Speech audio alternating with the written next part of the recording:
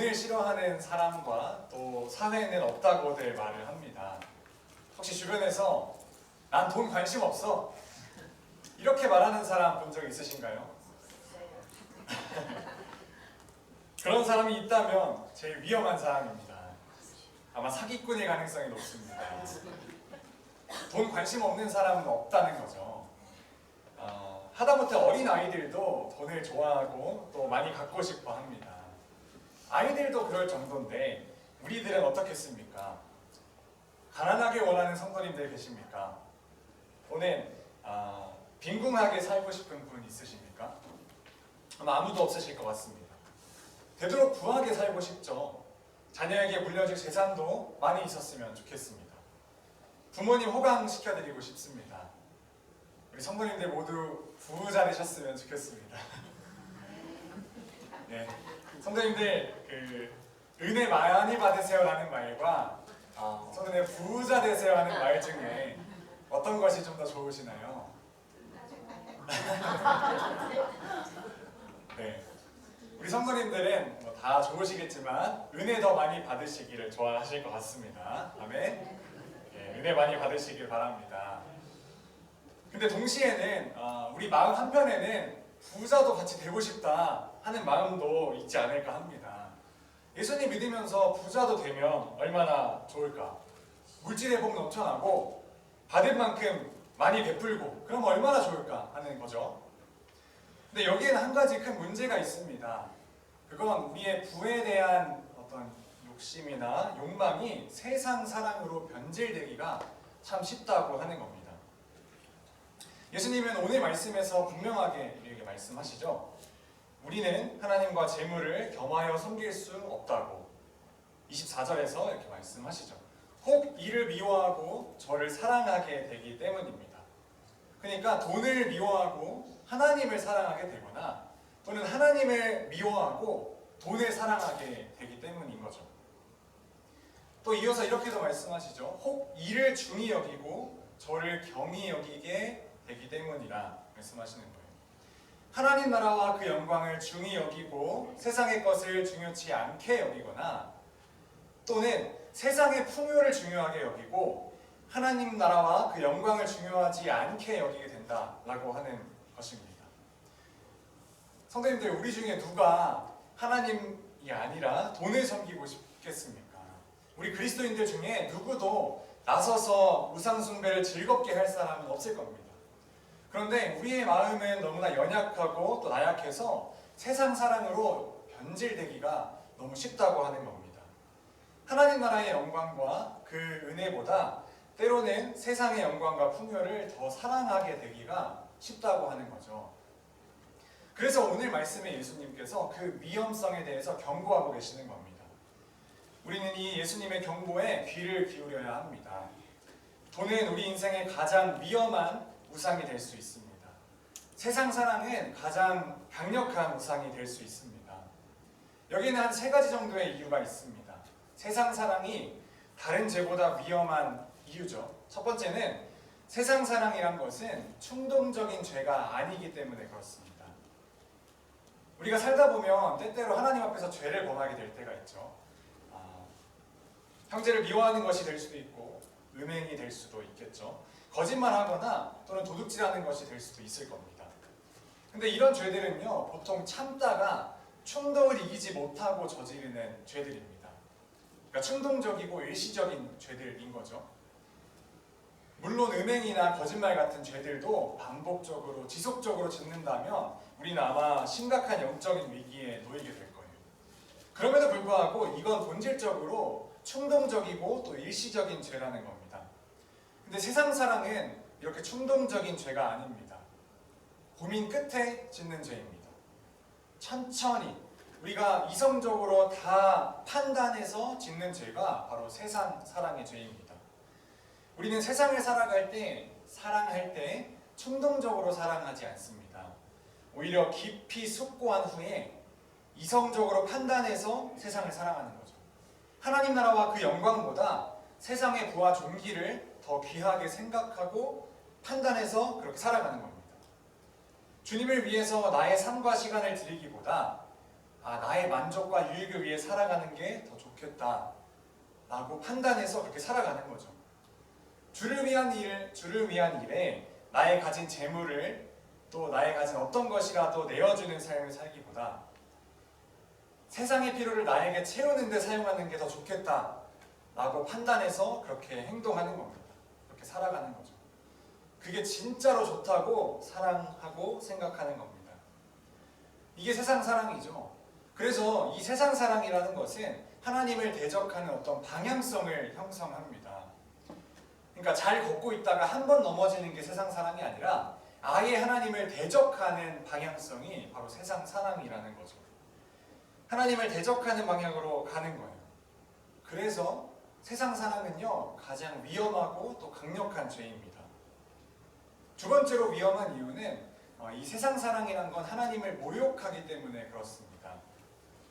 세상 사랑은 마땅히 하나님께만 드려야 할 사랑과 믿음을 한낱 피조물에다가 주는 죄를 말합니다. 세상을 사랑하는 사람은요, 하나님이 아니라 세상으로부터 기쁨을 얻고 또 세상의 어떤 것에 믿음을 다 쏟아붓는 사람입니다. 하나님이 받으셔야 될 찬양과 사랑을요, 한낱 피조물에 다 쏟아붓는 죄를 짓는다는 겁니다. 이렇게 세상을 사랑하며 사는 사람은 하나님을 사랑하지 않고 하나님을 모욕하는 삶을 사는 겁니다. 하나님의 영광을 위해 지어진 피조물을 하나님보다 더 경배하고 신뢰하면서 하나님을 모욕하는 행위를 짓고 있다는 거죠. 요한일서 2장 15절에서는 우리에게 이렇게 말씀하고 계세요. 요한일서 2장 15절은 이 세상이나 세상에 있는 것들을 사랑하지 말라. 누구든지 세상을 사랑하면 아버지의 사랑이 그 안에 있지 아니하니 이는 세상에 있는 모든 것이 육신의 정욕과 안목의 정욕과 이생의 사랑이니 다 아버지께로부터 온 것이 아니요 세상으로부터 온 것이라. 이렇게 말씀하세요. 만약에 우리에게 세상 사랑이 넘쳐나게 된다면 우리는 여기서 말한 대로 육신의 정욕, 또 안목의 정욕, 이생의 자랑으로 넘쳐나는 삶을 살게 될 겁니다. 하나님 나라에 대한 소망은 사라지게 되고 우리의 여건, 또 우리의 이 세상에서의 처지에 진지한 관심을 갖게 될 겁니다. 형제자매의 믿음 없음으로 말미암아 울지 않고 그들이 가난함으로 인해서 더 슬퍼하게 될 겁니다. 우리 영혼이 비참하고 더러운 상태에 있더라도 세상에서 먹고 마실 것이 충분하다면 그것으로 만족하게 될 겁니다. 그러니까 하나님과의 관계, 그리고 하나님과의 관계 안에서 누리는 기쁨보다 세상에 어떤 것이 있고 없음으로 말미암아 더 기뻐하고 더 슬퍼하게 된다는 겁니다. 이런 세상 사랑은 하나님을 모욕하는 죄입니다. 그리고 마지막으로 이제 세 번째로 세상 사랑은요, 우리 불신앙의 증거가 됩니다. 우리 마음이 세상 사랑으로 넘쳐나고 있다면 우리는 우리의 믿음 없음을 증명하게 될 겁니다. 하나님 나라와 그 영광을 바라보기보다 세상의 여건과 또 즐거움으로 가득 차 있다면 우리는 우리의 믿음을 점검해봐야 할 겁니다. 세상 사랑이 우리의 불신앙을 증거한다 라는 이 사실만큼 우리를 두렵게 만드는 사실은 더 없을 겁니다. 우리의 믿음이 가짜란 것이 밝혀진다면 우리는 하나님 앞에서 어떤 구원의 소망도 얻을 수 없을 것이기 때문입니다.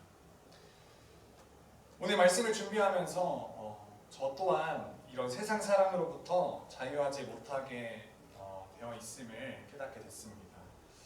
세상에서의 어떤 여건이 있고 없음으로 말미암아서 과도하게 힘들어하는 어떤 저의 모습을 보면서 참 그런 모습을 보게 된 건데요. 참 부끄러운 얘기지만 제가 교제하던 자매랑 헤어짐으로 인해서 많이 힘들어했었습니다. 물론 힘든 일은 많겠지만 과도하게 힘들어했던 그리고 힘들어하는 저의 모습을 보면서 아직도 세상 조건에 너무나 흔들리는 사람이구나. 하나님 나라와 그 영광으로 충만하지 못하구나 하는 것을 많이 느끼게 됐습니다. 세상에 어떤 것이 있고 없음으로 말미암아서 과도하게 슬퍼하고 과도하게 마음을 쓰고 있구나 이런 생각을 하게 됐습니다. 아직도 세상 사랑에 많이 빠져 있구나 하는 걸 깨닫게 됐습니다. 우리 그리스도인들은 이 세상에서의 어떤 조건이나 환경으로 인해서 낙심하는 사람들이 아니죠. 물론 잠깐 낙담할지는 모르겠으나 세상 조건에 있고 없음이 우리의 진정한 소망과 기쁨을 앗아가지 못할 겁니다. 세상 부가 있고 없음이 우리의 진정한 기쁨을 앗아가지 못할 겁니다. 세상 환경의 변화가 우리의 천국 소망을 흔들어 놓지 못할 것입니다. 오히려 세상에서 가장 가난할지라도 변치 않는 천국 소망으로 인해서 기뻐하고, 세상에서 핍박받더라도 요동하지 않는 우리 예수님이 산성되심을 의지하여서 기쁨을 감추지 못하는, 또 감사와 찬송을 올려드리는 자들이 바로 우리 그리스도인들이겠죠. 마치 사도 바울이 고백했던 것처럼 우리는 무명한 자 같으나 유명한 자요, 죽은 자 같으나 보라 우리가 살아있다 말하는 겁니다. 징계를 받는 자 같으나 죽임을 당하지 않고, 근심하는 자 같으나 항상 기뻐하고, 가난한 자 같으나 많은 사람을 부요하게 하고, 아무것도 없는 자 같으나 모든 것을 가진 자들인 겁니다. 바로 우리가 이런 자들임을 믿습니다. 우리는 세상이 아니라 하나님을 사랑하는 자들입니다. 이 땅에서의 필요와 만족을 위해 사는 것이 아니라 하나님 나라와 그 영광을 위해 살아가는 자들입니다. 이 땅의 어떠함을 사랑하면서 그걸 의지하는 게 아니라 하나님만 사랑하고 하나님께 우리의 모든 사랑과 믿음을 쏟으면서 살아가는 자들입니다. 아멘. 하나님만 더욱 소망하시기를 소망합니다. 더욱 하나님 나라와 그 영광을 위해서 살아갈 수 있기를 소망합니다. 하나님께만 우리의 모든 사랑과 믿음을 쏟으며 살아갈 수 있기를 소망합니다. 사실 이런 믿음을 이미 가지신 우리 성도님인 줄을 믿습니다. 그런데 혹시 이 믿음의 선명함이 옅어지는 데는 없으십니까? 하나님만 사랑하기보다 세상도 사랑하고, 하나님만 의지하기보다 돈과 재물을 의지할 때는 없으십니까? 세상의 어떤 조건이나 환경을 의지할 때는 없으십니까? 세상 사랑에 깊이 빠져서 영적인 침체에 놓일 때는 없으시냐 하는 것입니다. 우리가 이런 세상 사랑에 빠질 때요, 우리는 우리의 영적인 필요보다 우리의 육신의 필요에 더 집중하게 됩니다. 우리가 세상 사랑에 빠질 때 우리는 이웃의 죽어가는 영혼을 바라보며 눈물을 흘리지 못하게 됩니다. 우리가 세상 사랑에 빠질 때 우리는 자녀들에게 영적인 필요를 공급하기보다 육적인 필요를 공급하는데 더 집중하게 됩니다. 우리가 세상 사랑에 빠질 때 우리 형제자매의 영적인 문제 때문에 슬퍼하지 않고 그들이 가난하고 빈궁함으로 인하여 그것 때문에 더 슬퍼하게 됩니다. 우리가 세상 사랑에 빠질 때 우리는 우리가 가진 재물로 하나님을 섬기기보다 우리 육신을 위해 사용하게 됩니다. 만약에 우리가 이런 상태에 있다면 우리는 여전히 세상을 사랑하고 있는 겁니다. 어떤 면에서는 우리 모두에게 이런 세상 사랑의 뿌리가 내려져 있는 것 같습니다. 마치 언제라도 다시 돋아날 준비를 하고 있듯이 말이죠. 이 더러운 세상 사랑의 뿌리가 우리 가슴에 아주 깊이 박혀 있다고 하는 거죠. 그러면 우리 마음에 이 뿌리 내려있는 이 세상 사랑을 어떻게 하면 우리가 새롭게 할 수 있을까요? 제거할 수 있을까요? 우리 마음의 밭을 예수님의 십자가로 재경해야 합니다. 성도님들 그렇게 안 보이시겠지만 저는 농사를 지어봤습니다. 그렇게 보이시나요? 좀 촌놈 같아 보이시나요? 저는 굉장히 촌에서 자란 사람입니다. 강화도 놀러 가는 거 다들 좋아하시니까 아시겠지만 저 멀리 있는 강화도에서 배를 타고 더 들어가야 만날 수 있는 성모도라는 섬에 살았었습니다. 당연히 시골이다 보니까 집 뒤에 텃밭이 있었어요. 그래서 이제 농작을 할 수 있었는데 저희 아버지를 따라서 많이 경작하곤 했습니다. 텃밭에 다들 아시겠지만 새로운 농작물을 경작하려고 할 때 그 땅을 어떻게 해야 되죠? 한번 뒤집어 엎어야 하잖아요. 여러 가지 잡초들이 자라고 있기 때문에 땅을 한번 이렇게 뒤집어 엎어줘야 했습니다. 제가 이제 이 일에 아주 전문가였습니다. 튼튼했기 때문에 열심히 했습니다. 그러니까 잡초가 심겨져 있는 이 땅을 뒤집어 엎을 때 그냥 이렇게 위에만 깔짝깔짝 하면 안 되겠죠. 뿌리까지 아주 깊숙하게 잘라서 뒤집어 엎어야 합니다. 그러지 않으면 뿌리가 남아있기 때문에 다시 자라나게 되죠. 그래서 삽으로 완전히 깊숙하게 파서 뒤집어 엎고 그거를 이제 완전히 잘게 부숴줘야 했습니다. 그렇게 잡초의 뿌리를 완전히 없애버리면, 잘려나가게 하면 그제서야 이제 새로운 농사를 지을 수 있었습니다. 우리 마음에 뿌리 내려있는 이 세상 사랑도 이렇게 뒤집어 엎어야 합니다. 재경해야 합니다. 예수님의 십자가로 우리 마음의 밭을 새롭게 할 때 우리는 세상 사랑을 이길 수 있습니다. 사도 바울은 우리에게 이렇게 선언합니다. 우리가 알거니와 우리의 옛사람이 예수와 함께 십자가에 못 박힌 것은 죄의 몸이 죽어 다시는 죄에게 종노릇하지 아니하려 함이니. 아멘. 우리의 옛사람이 예수님의 십자가 안에 죽었다는 것입니다. 예수님의 십자가가 우리의 옛사람을 완전히 죽여버렸다는 것입니다. 이 십자가가 우리를 완전히 깨끗하게 하실 수 있다는 것입니다. 이 예수님의 십자가가 우리 심령에 선명해질 때 우리는 세상 사랑을 이길 수 있을 겁니다. 세상 사랑으로부터 자유할 수 있습니다. 주님을 향한 선명한 길로 나아갈 수 있습니다. 사랑하는 성도님들, 이 예수님의 십자가를 더욱 묵상하십시다. 우리를 위해서 왕중의 왕이신 주님께서 자신을 낮추셔서 가장 천한 마국간에 태어나신 이 은혜를 우리가 기억하십시다. 제가 이번 주에 킹 오브 킹스를 보면서 그 예수님의 낮아지심을 보면서 얼마나 많이 울었는지 모릅니다.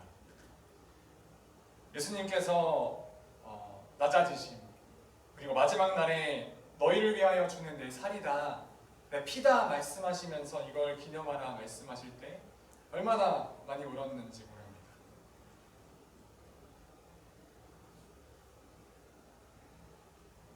그 강인하신 예수님께서 마지막 밤에는 거의 실신하게 될 정도로 두려워하셨던 것을 보면서 주님께서 대신 받으신 우리 죄의 형벌이 얼마나 끔찍한 것이었는지를 묵상하게 되었습니다. 사랑하는 성도님들, 주님께서 우리를 대신하여 십자가에서 죽으셨습니다. 우리의 모든 죄와 허물을 지고 십자가에서 죽으셨습니다. 이제 우리의 모든 죄와 허물은 예수님의 십자가에 다 못 박힌 바 된 것입니다. 예수 그리스도의 사람들은 모든 정욕과 탐심을 십자가에 못 박았느니라 하는 것입니다. 이 예수님께서 우리의 모든 죄와 허물을 지고 십자가에 못 박히셨는데 우리가 여전히 세상 사랑에 잡혀 있을 것이 무엇이겠습니까? 하나님을 모욕하고 세상으로 다시 돌아갈 이유가 무엇이겠습니까? 이 예수님의 십자가 사랑을 기억하십시다. 우리에게 부어주신 그 사랑을 기억하십시다. 이 은혜를 누리면서 정말 하나님만 사랑할 수 있는 우리가 되기를 소망합니다. 예수님만 사랑할 수 있는 우리가 되기를 소망합니다. 하나님 나라와 그 영광을 위해서만 살아갈 수 있는 우리가 되기를 간절히 소망합니다. 오늘 말씀 맺으면서 같이 기도하며 나아갔으면 좋겠습니다.